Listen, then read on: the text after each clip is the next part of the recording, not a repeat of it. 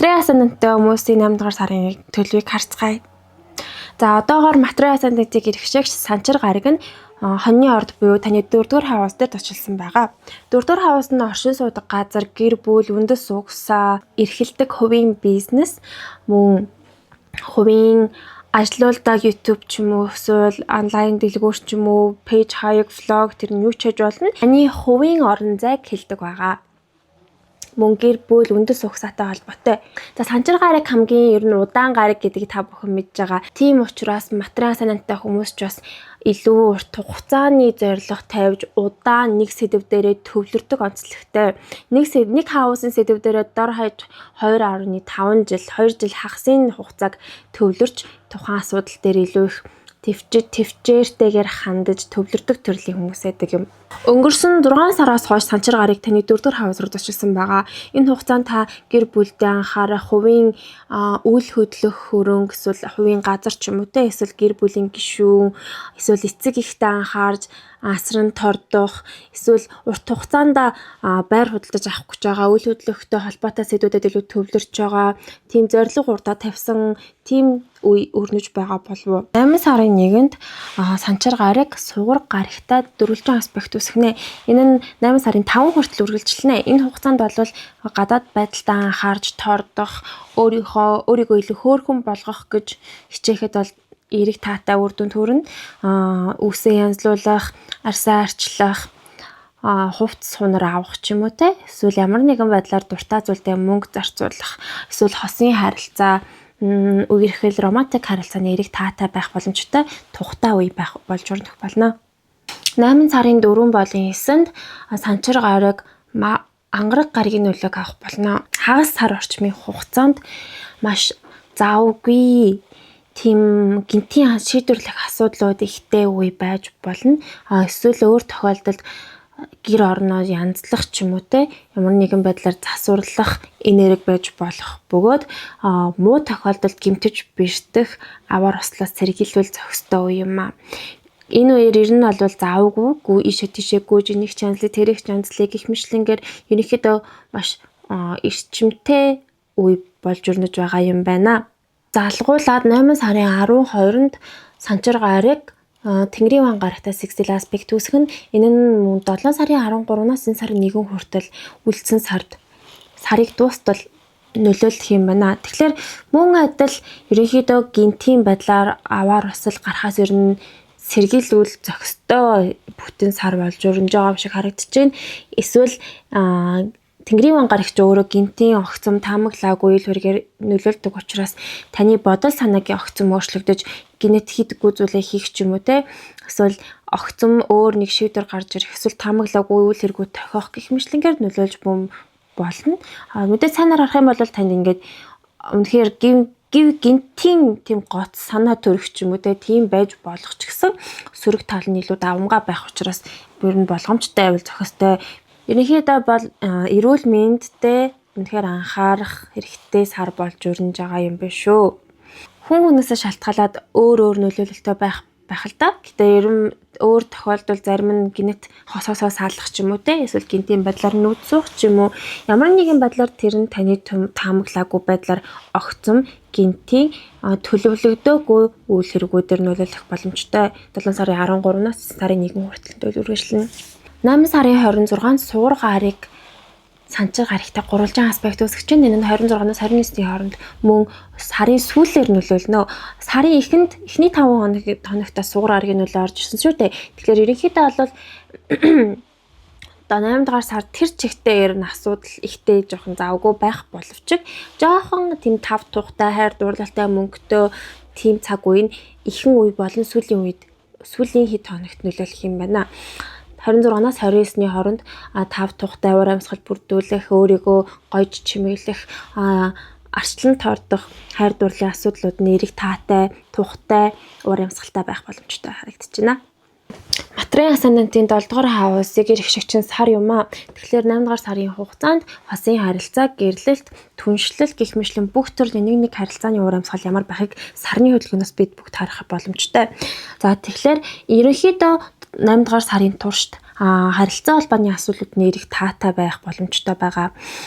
Бусад хүмүүстэй уулзах, гэрээ хэлцээр хийх, хүмүүстэй нийгэмших гэх мэтлэнгээр бүх төрлийн харилцаа нь ерөнхийдөө дайжгүй байна гэж харж болно. Гэхдээ сар нь хурдан хөдөлгөөнтэй амархан хэлбэлцдэг онцлогтой гариг учраас дээр дурдсан байгаа эерэг болон сөрөг өдрүүдийг тогтоогоод аваарай. За эерэг өдрүүд нь бол уулзалт цуглаан хийх, хайр дурлал, романтик харилцаа болзоонд хийхэд тааламжтай. Харин сөрөг өдрүүдэд нь болгоомжлох өдрүүд юм шиг. Давхцаж буй өдрүүд нь сар, мог, сайнтай, муутай гэдээ ойлгочиход ер нь болно. За ерөнхийдөө бол 7 дугаар хавс дээр энэ жилийн турш бархас бод гарыг ирсэн байгаа учраас хосын харилцаа болон бүх төрлийн нэг харилцаа нь өргөжин тэлж буй эерэг таатай боломжуудаар дүүрэн тэмжил бол өрнөж байгаа. Гэхдээ 8 сарын 1-нд сугар гарыг санчир гарагийн нүлэг авнаа. Энэ хугацаанд бол ямар нэгэн гэрээ хэлцээр нь удаашрах, хоолдон салах ч юм уу те эсвэл харилцаа нь жоохон холдох, хөндөрөх, хүйтэн хөндөө урамсгал бүрдэх боломжтой эрсдэлтэй үе учраас энэ үед бол чухал гэрээ хэлцээр хийхэд тохиромжгүй юм шиг санагдаж байна. Ижил хугацаанд 8 сарын 20-нд сугар гараг 70 гарагтай дөрвөлжин аспект үүсэх нь.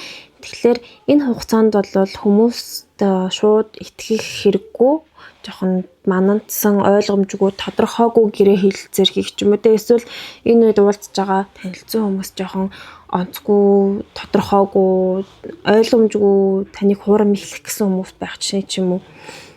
Магадгүй энэ үед шинээр танилцсан хүн байвал энэ шууд итгэлгүйгээр өөртөө ажиглах цагийг олгож илүү таньж мэдхийг зориорой гэж хүсэж байна. Эдгээр өдрүүдэд чухал гэрээ хэлэлцээр хийх хүнтэй танилцах, болцох тохиромжгүй. Гэхдээ сугар гараг Нептуны нөлөөг авч ийн гэдэг нь магадгүй өөр хүмүүстэй уулзаад мансуурах, арих уух ч юм уу, пив уух ч юм уу те. Тиймэрхүү байдлаараас нөлөөлж магадгүй. Харин ч магадгүй. За 8 сарын 12-нд сугар гараг бархас сад гарагтай уулзнаа. 2 эерэг таатай гарагуд уулзж байгаа өдрүүд учраас хэрвээ чухал гэрээ хэлэлцээр хийх гэж байгаа бол 8-аас 16-ны өдрүүдийг сонгоорой гэж зөвлөж байна. Энэ үед бол таны хийх гэрээ, таны уулзах хүмүүс, танд ашигтай, эерэг таатай хүмүүс байх боломжтой. За материал санитын 10 дугаар хаваас болох ажил мэргэжил, карьер, нийгмийн харилцааны тухай харцгаая.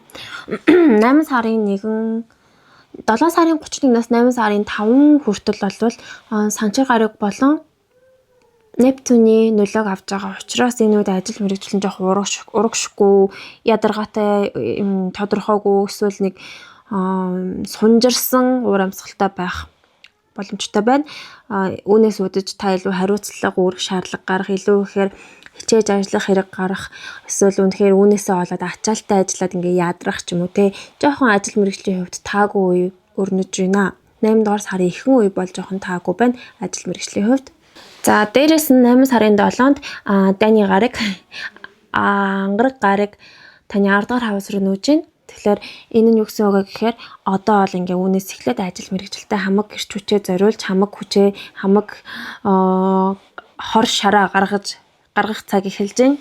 За үүнээс хойш бол ажил мэргэжилтэд хамаг цаг, хамаг эрч хүч бүх пашнаа ингэж зориулах тийм үе эхэлж ингэж ойлгож байна.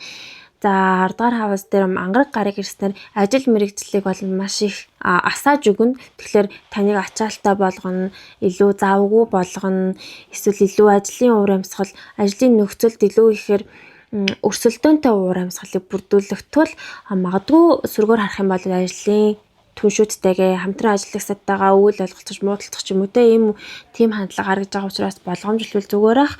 Тэгээ ерөнхийдөө бол таны бүх бие махбодын энерги зөвхөн карьер, ажил мэргэжилд төвлөрж эхэлж 8 сарын 7-наас эхлээд. Цааш нь харах юм бол бас л асуудлууд дарагдчихэв. Ангараг гарыг 10 дугаар хавс руу нүүмгцээ. 8 сарын 9-нд ангараг гарыг санчир гарагтай аспект үүсгэж байна. Энэ 7-ноос 15-ны хооронд нөлөөлнө. Тэгэхээр энэ үед бол ажил мэргэжлийн удаашралтай мэдээж ядаргаатай, тийм хариуцлагатай, хүнд хэцүү уур амьсгалтай харагдаж байна. Залгуулад 8 сарын 10-нд ангараг гараг 70,000 гарагтай аспект үүсгэж байна. 9-аас 12-ны өдрүүдэд бол ажил дээр алдаа гарах ч юм уу те жоохон ядаргаатай тодорхойгүй яг юунаас болоод байгаа мэддэхгүй ямар нэгэн манандсан уур амьсгал бүрдэж байна. Энэ үед нэг ялангуяа алдаа гаргахаас болгоомжилж сэргийлвэл зохистой юм байна. 7 хэмжиж нэг огтлох үе бол 9-аас 12-ны өдрүүд байна шүү. Тэ 8 сарын 10-ны өмнөх болон дараагийн хэд хоногуд бол ерөнхийдөө матар гэлтгүй бүх хүмүүст ер нь жоохон онцгүй өдрүүд байгаа. Тийм учраас нэг ялангуяа цахилгаан бараатай харьцах, технологитой харьцахтаа, үнэтэй эд материалтай харьцахтаа нэг болгоомжтой харьцах хэрэгтэй болов уу гэж харагдаж байна. За 8 сарын 12-нд сугар гараг барах сад гарагтай уулзах нэ. Иргэний эрэг таатай дайжгүй үе юм байна. Тэгэхээр энэ үед бол ажилд орох, ажил дээрээ хүлээн зөвшөөрөгдөх, албан тушаал нэмэгдэх, эсвэл ямар нэгэн байдлаар өөрийгөө батлан харуулах, нэр хүнд өсөх гэх мэтлэнгээр ажил мэргэжил нийгмийн харилцаанд бол хамгийн таатай үе бол 8-аас 16-ны өдрүүд байна шүү. За 8 сарын 15 бол 18-нд бууд гараг ангараг гарагтай sextile aspect үүсгэн энэ 8-аас 25-ны өдрүүдэд нөлөөтэй. Энэ үед бууд гарагийн нөлөө орж ирж байгаа учраас таныг завгүй байлгана, таныг суралцах, мэдээлэлтэй харьцах, мэдээлэл дамжуулах, уулзалт хийх, уцаар ярих, хурал цуглаан хийх, судалгаа хийх, бичих, унших, сурах гэх мэтлэнгээр бүх төрлийн гүйлгээ ухаан шаардсан тийм харилцааны үйл хэргүүдийг эрчимжүүлж байна ажил мэргэжлийн хүрээнд 8 сараас 25-ны хооронд юм байна. За 8 сарын 26-нд сугар гараг Арслангийн орд руу нүнэ. 8 сарын 26 болон 28-нд сугар гараг Санчир болон Дэлхийн ван гарагийн аспектуудыг авч байна. Тэгэхээр 26-наас 29-ний хооронд эдгээр өдрүүд бол ер нь онцгүй ажил мэргэжлийн хувьд онцгүй өдрүүд байна. Тэгэхээр энэ үед бол ямар нэгэн дарамт шахалт мэдрэх, зайлшгүй хийх ёстой зүйл гарах, эсвэл системийн өөрчлөлт түүнийг даган мөрдөх шаардлага гарах ч юм уу те. Ямар нэгэн байдлаар та маш их ядрах, ажил мэргэжилтэд ингээд жоохон дарагдах үе байх боломжтой байна. Магадгүй зарим материал санаатай хүмүүс энэ үед ажилласаа гаргах эсвэл ингээд бүрэн дуусгаад төгсгөх үеэс байж магадгүй, зарим нь ажилласаа гарч магадгүй юм магад. Гэтэ зарим нь шүү те. Энэ үед бол жоохон хичээх шаардлагатай үе гарч байна. Ерөнхийдөө 8 дугаар сарын эхний хэдэн хоног, сүүлийн хэд хоногуд бол муу үеуд байна. За материал санаатын 4 дугаар хавзын ерөнхий уур амьсгалыг харьцааны 8 дугаар сарын турш 8 сарын 1-нд сугар гараг Санчир гарагтай дөрвөлжин аспект үүсэх нь. Тэгэхээр 7 сарын 38-наас 8 сарын 5 хүртэл гэр бүл оршин суудаг газартай холбоотойгоор эрэг таатай тухтай уур амьсгалтай байна. За гэхдээ 8 сарын 4, 8 сарын 7, 8 сарын 9-ний аспектуудыг болвол харах юм бол энэ үед бол жоохон асуудал дарагдж байна. Тэгэхээр 7 сарын 30-наас 7 сарын 30-наас 8 сарын 15 хүртэл гэр бүлд ямар нэгэн шийдвэрлэх асуудлууд гарах, эсвэл гэр бүлийн гишүүдтэй харилцаа муу байх ч юм уу гих мэтлэнгээр эсвэл гэрт засварлах зүйлс гарч ирэх ч юм уу те. Гих мэтлэнгээр энэ 15 хоногийн турш жоохон онцгүй байна. Энэ хугацаанд жоохон асуудлууд үүсэж болзошгүй байна шүү. 8 сарын 10-нд ангараг гараг далаван гарагтай эсрэгцэх юм байна. Тэгэхээр 9-ээс 12-ны хооронд бол гэрт бас нэг асуудал үүсэх боломжтой. Магадгүй гэрт ус алдах ч юм уу, устай холбоотой ямар нэгэн гэмтэл гарах ч юм уу. 8 сарын 12-нд Санчир гараг Тэнгэрийн ван гарагтай sextile aspect үүсгэн. Тэгэхээр 7 сарын 13-наас 9 сарын 1 хүртэл нөлөөлөх болно. Тэгэхээр энэ юу гэсэн үг гэхээр гэрт ер нь энэ хугацаанд бас л гинтийн таамаглаагүй төлөвлөгөөнөөс гадна үйл хэрэгүүд тохиох болно. Тэнгэрийн ван гараг нь таамаглаагүй, төлөвлөөгүй, гинтийн сюрприз барьдаг онцлогтой нөлөөтэй. Тэгэхээр таны гэр бүлийн гишүүн, эсвэл таны оршин суудаг газар, эсвэл таны үйл хөдлөх хөрөнгө, эсвэл хувийн бизнестэй холбоотойгоор гинтийн шийдвэрүүд, гинтийн огцом таамаглаагүй үйл хэрэгүүдээр нөлөөлөх боломжтой. Ерөнхийдөө 8 дугаар сард ажилч тэр, гэртч тэр ер нь асуудал ихтэй харагдаж шүү.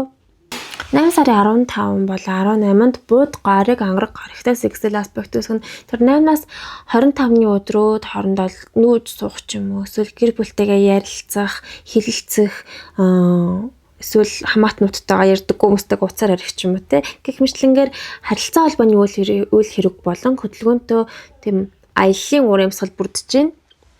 За 8 сарын 26-нд эерэг аспект нь сугар гариг, санчир гаригтай гурвалжин аспект үүсгэн 26-наас 29-ний хооронд бол гэр бүл оршин суудаг газар чимэглэх, тохижуулах, эсвэл тав тухтай ур амьсгал бүрдүүлж амттай хоол идэх, гэр бүлтэйгээ цагийг зугаатай өнгөрөх тийм боломж харагдаж байна. За ерөнхийдөө нэг юм байна.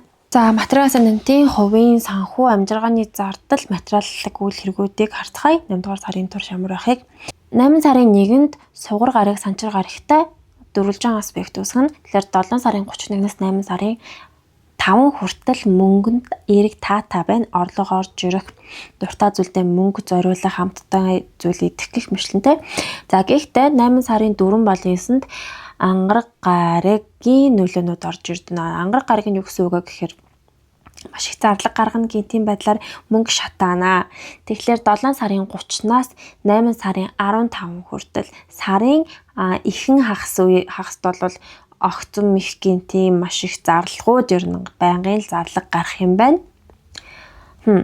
За 8 сарын 12-нд санчир гариг Тэнгэрийн ван гаригтай секстил аспект үүсгэн. Тэгэхээр 7 сарын 13-наас 9 сарын 1 хүртэл бас л үлдсэн хугацаанд бас гинтийн зарлагууд гарах юм байна. Ер нь бол бас муу мэдээтэй юм байна.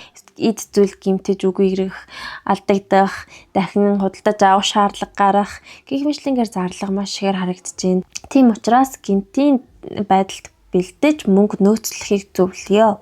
Их сарын эхний 5 хоног жоох мөнгөтэй, бусд үед ерөнхийдөө маш их зарлагтай. 8 сарын 26-нд төгсгөлийн бас нэг 3-4 хоног бас дайжгүй байна. 8 сарын 26-нд сугар гариг, санчир гаригтай гурвалжин аспект үүсгэн 26-наас 29-ний хооронд орлого орж ирэх, мөнгө өрөх, дуртай зүйлдээ зарцуулах гих мэтлэнгээр материаллык байдал нь эерэг таатай харагдаж байна. Тэгээ ерөнхийдөө бол 8 сар бас хэцүү харагдаж шүү. Хамаагүй мөнгө ихээр хэрэггүй зүйлд сэтгэл хөдлөлөөр өврээд хэрэггүй яг гинтийн зүйлд ер нь нөөцтэй байж байвал ер нь таатай харагдаж байна. За дараа сарын 9 сарын төлбөр уулзцгаая. Тэгээ лайк, subscribe дараарай. Найзууд руугаа сайн дантор доор нь шеэрлээрэй. Баярлалаа баяртай.